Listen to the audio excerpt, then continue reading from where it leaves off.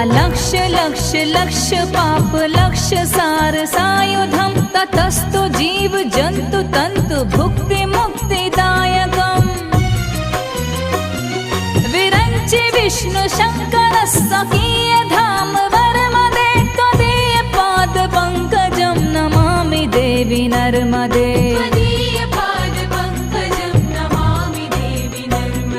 Namami Devi